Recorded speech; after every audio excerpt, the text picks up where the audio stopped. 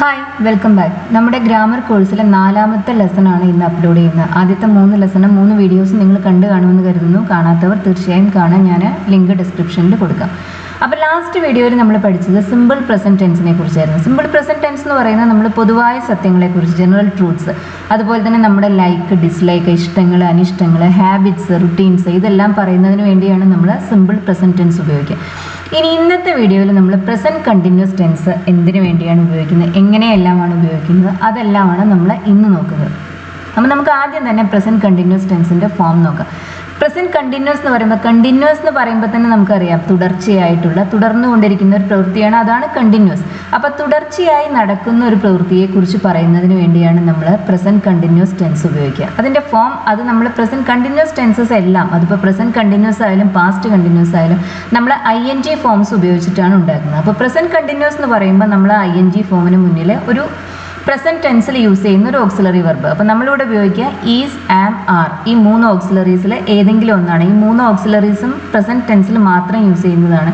ഇനിയിപ്പോൾ past continuous ആണെന്നുണ്ടെങ്കിൽ നമ്മൾ ഈ ഓക്സിലറീസിന് പകരം അവിടെ വാസോ വേറോ ആണ് ഉപയോഗിക്കുക. അപ്പോൾ പ്രസൻറ്റ് ടെൻസിൽ ഉപയോഗിക്കുന്ന ഓക്സിലറീസ് ഇതെല്ലാം ആണെന്ന് ഓർത്തിരിക്കേണ്ടതാണ്. ഈസ്, ആം, ആർ, ഇത് പ്രസൻറ്റ് ടെൻസിൽ ഉപയോഗിക്കുന്ന ഓക്സിലറീസ് ആണ്. ഈ 3 ഓക്സിലറീസിൽ ഏതെങ്കിലും ഒന്ന് ING ഫോമിന് മുന്നിൽ ഉപയോഗിച്ചാണ് നമ്മൾ പ്രസൻറ്റ് കണ്ടിന്യൂസ് ടെൻസ് ഉണ്ടാക്കുന്നത്. അപ്പോൾ ഇതിൽ ഏത് ഉപയോഗിക്കണം എന്നുള്ളത് സബ്ജക്റ്റ് സിംഗുലർ ആണോ പ്ലൂറൽ ആണോ എന്നുള്ളതിനനുസരിച്ചിരിക്കും. അപ്പോൾ നമ്മൾ ആം ഉപയോഗിക്കുന്നത് സബ്ജക്റ്റ് ആയി വരുന്ന സാഹചര്യങ്ങളിൽ മാത്രമാണ്. അപ്പോൾ നമുക്കിങ്ങനെ പറയാം, ഇപ്പം ഞാൻ എഴുതുകയാണെന്നുണ്ടെങ്കിൽ നമ്മൾ എന്ത് പറയും, ഐ ആം റൈറ്റിംഗ്. അപ്പോൾ നമ്മളിവിടെ ആം ഉപയോഗിച്ചത് സബ്ജക്റ്റ് ആയതുകൊണ്ടാണ്. അതിനെ നെഗറ്റീവ് ആക്കാൻ നമുക്ക് ആ ആമിന് ശേഷം നോട്ട് ഉപയോഗിച്ചാൽ മാത്രം മതി, ഈ സെൻറ്റൻസ് നെഗറ്റീവായി മാറും. അത് നമുക്കിങ്ങനെ കിട്ടും, ഐ ആം നോട്ട് റൈറ്റിംഗ്. ഇനി അതിനെ ക്വസ്റ്റ്യൻ ആക്കണമെങ്കിലോ ഈ ഓക്സിലറി എടുത്ത്, ആം എന്ന് പറയുന്ന ആ ഓക്സിലറി എടുത്ത് സബ്ജക്റ്റിന് മുന്നിലേക്ക് വെച്ച് കഴിഞ്ഞാൽ അത് ക്വസ്റ്റ്യൻ ആയി മാറി, ആം ഐ റൈറ്റിംഗ്. ഇനി അടുത്ത സെൻറ്റൻസിലാണെന്നുണ്ടെങ്കിൽ ഷീ ഈസ് റൈറ്റിംഗ്. ഇവിടെ സബ്ജക്റ്റ് ഷീ എന്ന് പറയുന്ന സിംഗുലർ പ്രൊനൗൺ ആണ്. അതുകൊണ്ടാണ് നമ്മളിവിടെ ഈസ് എന്ന് പറയുന്ന ആ ഓക്സിലറി വെർബ് ഉപയോഗിച്ചത്. സിംഗുലർ എന്ന് പറയുമ്പോൾ ഒരു വ്യക്തി അല്ലെങ്കിൽ ഒരു വസ്തു. ഇപ്പോൾ ഷീ എന്ന് പറയുന്നത് ഒരു സിംഗുലർ പ്രൊനൗൺ ആണ്. ഹീ എന്ന് പറയുന്നത് ഒരു സിംഗുലർ പ്രൊനൗൺ ആണ്. അവൻ, ഇറ്റ്, അതൊരു സിംഗുലർ പ്രൊനൗൺ ആണ്. ഇനി ബോയ്, അതൊരു സിംഗുലർ നൗൺ ആണ്. ടേബിൾ, അതൊരു സിംഗുലർ നൗൺ ആണ്. ഒരു വ്യക്തി അല്ലെങ്കിൽ ഒരു വസ്തുവിനെ സൂചിപ്പിക്കുന്ന വാക്കുകളെയാണ് നമ്മൾ സിംഗുലർ എന്ന് പറയുന്നത്, സിംഗുലർ നൗൺസ് അല്ലെങ്കിൽ പ്രൊനൗൺസ് എന്ന് പറയുന്നത്. ഇനി പ്ലൂറൽ എന്ന് പറയുമ്പോൾ ഒന്നിൽ കൂടുതൽ വ്യക്തികൾ അല്ലെങ്കിൽ വസ്തുക്കൾ. സ്റ്റുഡൻസ്, അതൊരു സ്റ്റുഡൻസ് എന്ന് പറയുമ്പോൾ വിദ്യാർത്ഥികൾ, ഒന്നിൽ കൂടുതൽ പേരുണ്ട്, അത് പ്ലൂറലാണ്. ദേ എന്ന് പറയുന്നത് പ്രൊനൗൺ പ്ലൂറലാണ്, അവർ എന്നാണ് അതിനർത്ഥം. വി, ഞങ്ങൾ അല്ലെങ്കിൽ നമ്മൾ, അതും പ്ലൂറലാണ്, ഒന്നിൽ കൂടുതൽ ആൾക്കാരുണ്ട്. അപ്പോൾ നമ്മൾ ഇത്തരം പ്ലൂറൽ നൗൺസിൻ്റെ കൂടെ അല്ലെങ്കിൽ പ്ലൂറൽ പ്രൊനൗൺസിൻ്റെ കൂടെ ഉപയോഗിക്കുക ആർ എന്ന് പറയുന്ന ഓക്സിലറി വെർബാണ്. അത് സിംഗുലറിൻ്റെ കൂടെ ഉപയോഗിക്കുക ഈസ് എന്ന് പറയുന്ന ഓക്സിലറി വെർബാണ്. അപ്പോൾ നമുക്കിവിടെ തന്ന എക്സാമ്പിളിൽ ഷീ ഈസ് റൈറ്റിംഗ് എന്ന് പറയുന്ന അഫർമേറ്റീവ് സെൻറ്റൻസിനെ നെഗറ്റീവ് ആക്കുന്നതിന് വേണ്ടി നമുക്ക് ഈസിന് ശേഷം നോട്ട് ഉപയോഗിച്ച് കഴിഞ്ഞാൽ ആ സെൻറ്റൻസ് നെഗറ്റീവായി. ക്വസ്റ്റ്യൻ ആക്കാൻ ഈസിനെ എടുത്ത് ഷീ എന്ന് പറയുന്ന ആ സബ്ജക്റ്റിന് മുന്നിലേക്ക് വെച്ച് കഴിഞ്ഞാൽ ഈസ് ഷീ റൈറ്റിംഗ്, അത് ക്വസ്റ്റ്യനായി. They are writing. ഇപ്പോൾ ഈ 3ാമത്തെ എക്സാമ്പിളിൽ നമ്മൾ ആർ ഉപയോഗിച്ചതിന് കാരണം അവിടുത്തെ സബ്ജക്റ്റ് എന്ന് പറയുന്ന ദേ എന്ന് പറയുന്ന പ്ലൂറൽ പ്രൊനൗൺ ആണ്. അതുകൊണ്ടാണ് നമ്മൾ ആർ ഉപയോഗിച്ചത്. ഇനി അതിനെ നെഗറ്റീവ് എന്ന് പറയുന്നത് they are not writing. Question എന്ന് പറയുന്നത് are they writing. The students are writing. അപ്പോൾ ഇവിടെ സബ്ജക്റ്റ് ഏതാണ്, സ്റ്റുഡൻസ് എന്ന് പറയുന്ന പ്ലൂറൽ നൗൺ ആണ് ഇവിടെ സബ്ജക്റ്റ്. അതുകൊണ്ട് നമ്മളിവിടെ ആർ ഉപയോഗിച്ചു. The teacher is writing. അപ്പോൾ ഇവിടുത്തെ സബ്ജക്റ്റോ, ഇവിടെ ടീച്ചർ എന്ന് പറയുന്ന സിംഗുലർ നൗൺ ആണ് സബ്ജക്റ്റ്. അതുകൊണ്ടാണ് നമ്മൾ ഈസ് ഉപയോഗിച്ചത്. അപ്പോൾ ഓർക്കുക, ഈസ് എന്ന് പറയുന്ന ഓക്സിലറി നമ്മൾ ഉപയോഗിക്കുന്ന സിംഗുലർ നൗൺസിൻ്റെയും പ്രൊനൗൺസിൻ്റെയും കൂടെയാണ്. ആർ ഉപയോഗിക്കുന്നത് പ്ലൂറൽ നൗൺസിൻ്റെയും പ്ലൂറൽ പ്രൊനൗൺസിൻ്റെയും കൂടെയാണ്. ആം ഉപയോഗിക്കുന്നത് ഐയുടെ കൂടെയാണ്. എല്ലാ കണ്ടിന്യൂസ് ഫോംസും നമ്മൾ ഉണ്ടാക്കുന്നത് ING ഫോംസ് ഉപയോഗിച്ചിട്ടാണ്. ഇനി നമുക്ക് പ്രസൻറ്റ് കണ്ടിന്യൂസ് ടെൻസിൻ്റെ കൂടെ ഉപയോഗിക്കുന്ന ചില ടൈം എക്സ്പ്രഷൻസിനെ കുറിച്ച് പറയാം. ഇപ്പോൾ നമ്മൾ ഈ നിമിഷം നടക്കുന്ന പ്രവൃത്തികളെ കുറിച്ച് പറയാനാണ് പ്രസൻറ്റ് കണ്ടിന്യൂസ് ഉപയോഗിക്കുന്നത്. അപ്പോൾ ഇപ്പോൾ, ഈ നിമിഷം, ഈ സമയത്ത്, ഇക്കാലത്ത്, ആ മീനിങ് വരുന്ന കുറേ ടൈം എക്സ്പ്രഷൻസ് നമ്മൾ പ്രസൻറ്റ് കണ്ടിന്യൂസ് ടെൻസിൻ്റെ കൂടെ ഉപയോഗിക്കാറുണ്ട്. ഇപ്പോൾ തന്നിട്ടുള്ള എക്സാമ്പിൾസ് ഇതൊക്കെയാണ്. Now, right now, currently, for now, at the moment, for the time being, at present, today, ഇന്ന്.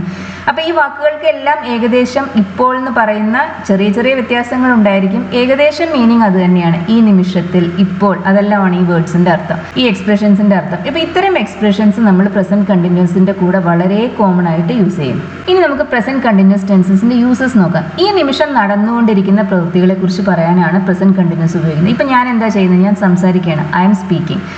നിങ്ങളത് കേട്ടുകൊണ്ടിരിക്കുകയാണ്. അപ്പോൾ നിങ്ങൾ you are listening. The baby is sleeping. കുട്ടി ഉറങ്ങുകയാണ്. I am waiting for the bus. ഞാൻ ബസ് കാത്തു നിൽക്കുകയാണ്. It is raining. മഴ പെയ്യുകയാണ്. Ravi is doing his homework at the moment. ഇപ്പോൾ ഈ സമയത്ത് രവി അവൻ്റെ ഹോംവർക്ക് ചെയ്തുകൊണ്ടിരിക്കുകയാണ്. അപ്പോൾ ഇവിടെ ഓർത്തിരിക്കേണ്ട ഒരു കാര്യം, ഈ പ്രവൃത്തി എപ്പോൾ തുടങ്ങി, എത്ര നേരമായി തുടരുന്നു, ഇതൊന്നും നമുക്ക് പ്രസന്റ് കണ്ടിന്യൂസ് ഉപയോഗിച്ച് പറയാൻ സാധിക്കില്ല. ഇപ്പം ഞാൻ 2 മണിക്കൂറായി ബസ് കാത്തു നിൽക്കുകയാണെന്ന് കരുതാം. അപ്പോൾ എനിക്ക് I'm waiting for the bus for 2 hours എന്ന് പറയാൻ പറ്റില്ല. ഫോർ 2 hours എന്ന് പറഞ്ഞാൽ 2 മണിക്കൂറായി. അപ്പോൾ ആ ഒരു ടൈം എക്സ്പ്രഷൻസിൻ്റെ കൂടെ നമുക്ക് പ്രസന്റ് കണ്ടിന്യൂസ് അല്ല നമ്മൾ യൂസ് ചെയ്യുക, നമ്മൾ അതിന് പകരം പ്രസന്റ് പെർഫെക്റ്റ് കണ്ടിന്യൂസ് ആണ് യൂസ് ചെയ്യുക.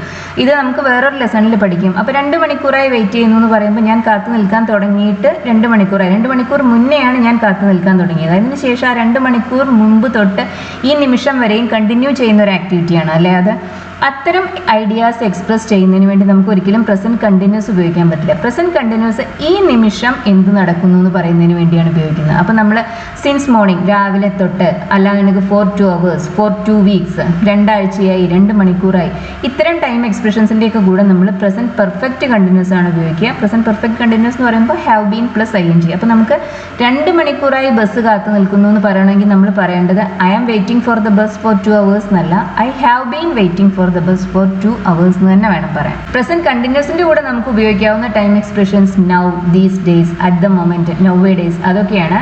ഇപ്പൊ നമുക്ക് ഫോറോ സിൻസോ വെച്ചിട്ടുള്ള എക്സ്പ്രഷൻസ് നമ്മൾ പ്രസന്റ് കണ്ടിന്യൂസിന്റെ കൂടെ ഉപയോഗിക്കില്ല. ആ ഒരു തെറ്റ് വരുത്തരുത്. ഇനി ഈ നിമിഷം നടക്കുന്ന പ്രവൃത്തികളെ കുറിച്ച് പറയുന്നതിന് വേണ്ടി മാത്രമല്ല, തുടർന്നു നമ്മൾ കണ്ടിന്യൂസ് ആയി ചെയ്തുകൊണ്ടിരിക്കുന്ന മറ്റേതെങ്കിലും കാര്യങ്ങളെ കുറിച്ച്. ഇപ്പൊ പറയുന്ന നിമിഷം നമ്മളത് ചെയ്യുന്നുണ്ടായിരിക്കില്ല, പക്ഷെ നമ്മൾ ആ ആക്ടിവിറ്റി സ്റ്റാർട്ട് ചെയ്തിട്ടുണ്ട്, ആ ആക്ടിവിറ്റി നമ്മൾ ഫിനിഷ് ചെയ്തിട്ടില്ല. ആ അർത്ഥത്തിലുള്ള അത്തരം പ്രവൃത്തികളെ കുറിച്ച് പറയുന്നതിന് വേണ്ടിയും നമ്മൾ പ്രസന്റ് കണ്ടിന്യൂസ് ഉപയോഗിക്കും. ഇപ്പം നിങ്ങളൊരു പുസ്തകം വായിക്കാൻ കരുതുക. ഈ സമയം, ഇപ്പോൾ ഈ സംസാരിക്കുന്ന നിമിഷം നിങ്ങളത് വായിക്കുന്നില്ല, പക്ഷെ നിങ്ങൾ ആ പുസ്തകം വായിക്കാൻ തുടങ്ങിയിട്ടുണ്ട്, നിങ്ങൾ ഏതോ പേജ് വരെ വായിച്ചു, ഇനി നിങ്ങളത് ഫിനിഷ് ചെയ്തിട്ടില്ല. അപ്പം നമ്മൾ ഇങ്ങനെ ചോദിക്കാം നമുക്ക്, which book are you reading at the moment? നീ ഇപ്പോൾ ഏത് പുസ്തകമാണ് വായിക്കുന്നത്? അതിൻ്റെ ആൻസറായിട്ട് നിങ്ങൾക്ക് ഇങ്ങനെ പറയാം, ഐ ആം റീഡിങ്, പുസ്തകത്തിൻ്റെ പേര് പറയും. അപ്പോൾ അതിനർത്ഥം ഞാൻ ഈ നിമിഷം അത് വായിക്കുന്നു എന്നല്ല, പക്ഷെ ഞാൻ ആ പുസ്തകം വായിക്കാൻ തുടങ്ങിയിട്ടുണ്ട്, ഞാനത് ഫിനിഷ് ചെയ്തിട്ടില്ല. ഇനിയിപ്പോൾ ആരെങ്കിലും ഒരാൾ ഒരു പുതിയ പ്രൊജക്റ്റിൽ വർക്ക് ചെയ്യാൻ തുടങ്ങിയെന്ന് കരുതുക. ഈ നിമിഷം അവരതിൽ വർക്ക് ചെയ്യുന്നില്ല, പക്ഷെ അവർ ആ പ്രൊജക്റ്റ് സ്റ്റാർട്ട് ചെയ്തിട്ടുണ്ട്, ഫിനിഷ് ചെയ്തിട്ടില്ല. അപ്പം നമുക്ക് ഇങ്ങനെ പറയാം, he is working on A new project these days. ഈ ദിവസങ്ങളിൽ അവൻ പുതിയൊരു പ്രൊജക്റ്റിൽ വർക്ക് ചെയ്യുകയാണ്. ഇനി നമ്മളൊരു കോഴ്സ് പഠിക്കുകയാണ്, ഇപ്പോൾ പറയുന്ന നിമിഷം അത് പഠിക്കുന്നൊന്നുമില്ല, പക്ഷെ നമ്മൾ ആ കോഴ്സ് സ്റ്റാർട്ട് ചെയ്തു, ഫിനിഷ് ചെയ്തിട്ടില്ല. അപ്പം നമുക്ക് ഇങ്ങനെ പറയാം, I am doing A part time course in hotel management. നിങ്ങൾ പഠിക്കുന്ന ഏത് കോഴ്സാണോ അതിനെക്കുറിച്ച് പറയാൻ നമുക്ക് ഈ ടെൻസ് ഉപയോഗിക്കാം. നമ്മളൊരു പുതിയ വീട് പണിയാണ്, വീട് പണി തുടങ്ങിയിട്ടുണ്ട്, പൂർത്തിയായിട്ടില്ല. അപ്പോൾ we are building a new house in our native place. ഞങ്ങളുടെ നാട്ടിൽ ഒരു പുതിയ വീട് പണിതുകൊണ്ടിരിക്കുകയാണ്.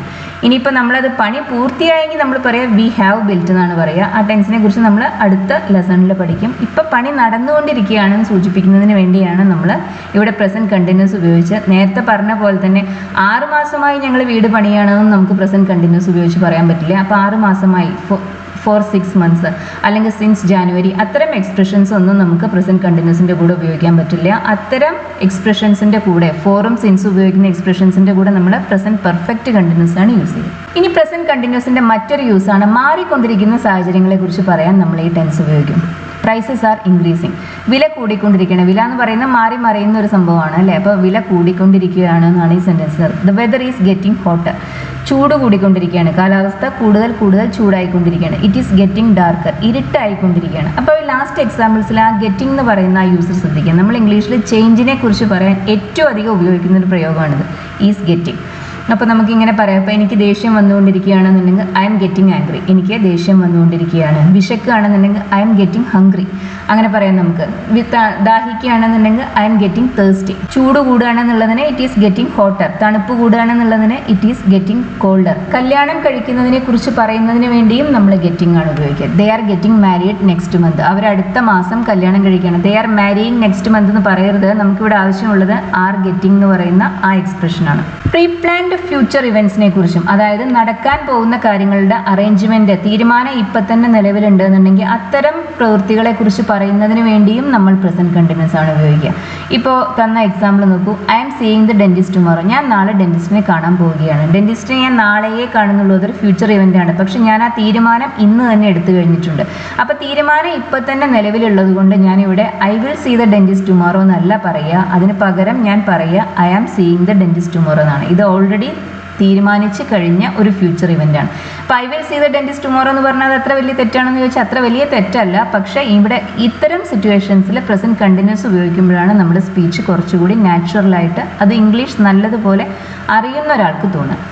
I M visiting my uncle next week. ഞാൻ അടുത്ത ആഴ്ച എൻ്റെ അങ്കിളിനെ വിസിറ്റ് ചെയ്യാൻ പോവുകയാണ്. ഈ തീരുമാനവും ആൾറെഡി ഉള്ളതാണ്. വിസിറ്റ് നടന്നിട്ടില്ല, അടുത്ത ആഴ്ചയെ നടക്കൂ. പക്ഷെ അത് ഇപ്പം തന്നെ തീരുമാനിച്ചുറപ്പിച്ചത് കാരണം നമ്മൾ ഇവിടെ പ്രസൻറ്റ് കണ്ടിന്യൂസ് ആണ് യൂസ് ചെയ്യുക. We are moving to our new home next week. ഞങ്ങൾ അടുത്ത ആഴ്ച ഞങ്ങളുടെ പുതിയ വീട്ടിലേക്ക് താമസം മാറ്റുകയാണ്. അപ്പം മാറ്റിയിട്ടില്ല, നെക്സ്റ്റ് വീക്കിലേ നടക്കൂ. പക്ഷെ തീരുമാനം ആൾറെഡി ഉണ്ട്, അതുകൊണ്ടാണ് നമ്മളിവിടെ പ്രസൻറ്റ് കണ്ടിന്യൂസ് ഉപയോഗിച്ചത്. അപ്പോൾ ഇതെല്ലാമാണ് പ്രസൻറ്റ് കണ്ടിന്യൂസ് ടെൻസിനെ കുറിച്ച് നിങ്ങൾക്ക് അറിഞ്ഞിരിക്കേണ്ട കാര്യങ്ങൾ. വീഡിയോ ഇഷ്ടമായി എന്ന് കരുതുന്നു. ഇഷ്ടമാവുകയാണെന്നുണ്ടെങ്കിൽ ഷെയർ ചെയ്യുക, ലൈക്ക് ചെയ്യുക, സബ്സ്ക്രൈബ് ചെയ്യുക. Thank you for watching.